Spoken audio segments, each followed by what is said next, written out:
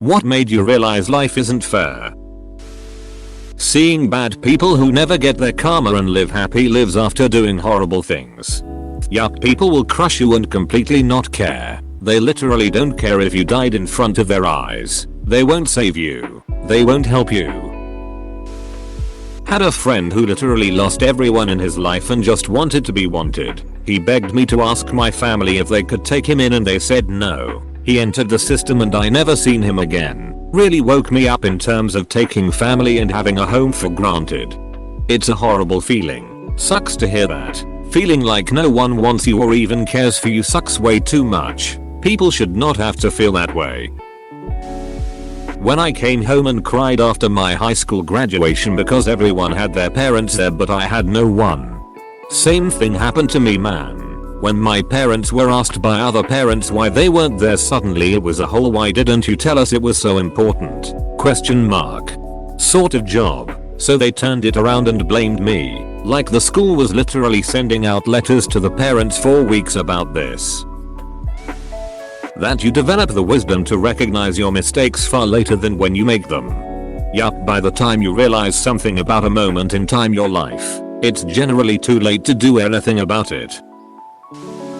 Seeing my dad work so damn hard and still be living paycheck to paycheck for most of his life. A lot of people are too scared to try to move into a better paying job or get a higher education so they can advance. Understandable when you have a family, bills, etc. Lots of risk. I have a friend who is educated and capable, but been with a company for decades in a lower paid, dead-end role and he is too scared to make a move.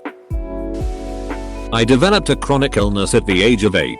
It's incurable. Life ain't fair, guys. Edit. I'm fairly high functioning and learned to live with my condition. I'm doing okay. There are a lot of people who have it worse. Seeing young children spending their days in a hospital is absolutely gut-wrenching. Seeing a parent bury their child breaks me. Life really ain't fair. Yeah, I was born with one. Life's pretty shitty. In a way it's good cause it's all I've known.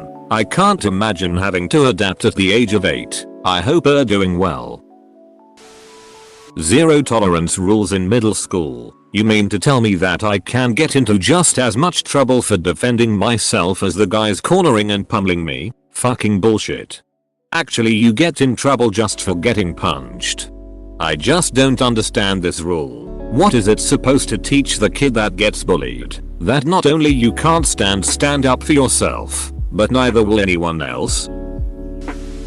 When I had to accept that people I am close to can die randomly, and I have to keep living on after that, the fact that life is unpredictable is really hard to accept.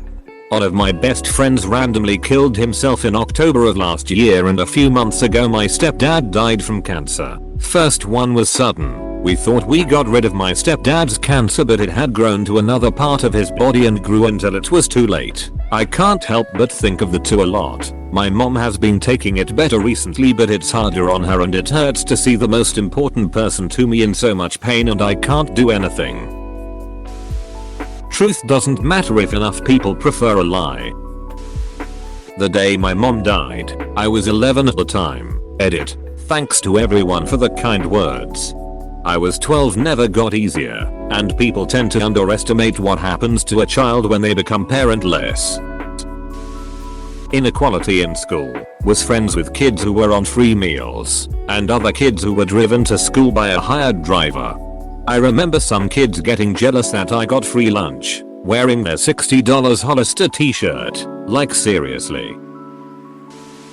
There was a girl in my first grade class who was diabetic. She had to give herself insulin shots. That was an education. I was given a very serious talk in first grade because I was friends with a diabetic and she shared her special snacks with me. Being told by an angry nun that Kelly needs those snacks to live puts the fear in you real quick. That working hard doesn't really get you anywhere. In reality, it's who you know. It's also important to work in a field where there is money. Being the best bricklayer will never be as good as a mediocre or even below AVG Wall Street dude. Treating everyone nicely to make sure they are happy and will treat me the same. Plot twist. They didn't. This is my experience. I usually end up being taken advantage of. My autism impacts my life in so many ways, it actually makes me afraid. Same, and because other people don't know what autism is, they're hella dismissive about it because you don't look autistic every dang time. Being raped by my father after just starting my period at 14. Only happened once, but once was enough to erase all trust. I realized, it does not matter if you're blood, everyone is a predator, out for something. Damn, that's rough. Really sorry, hope you are fine. Realizing that, if you work a full-time job, a third of your day is spent working and another third is spent sleeping.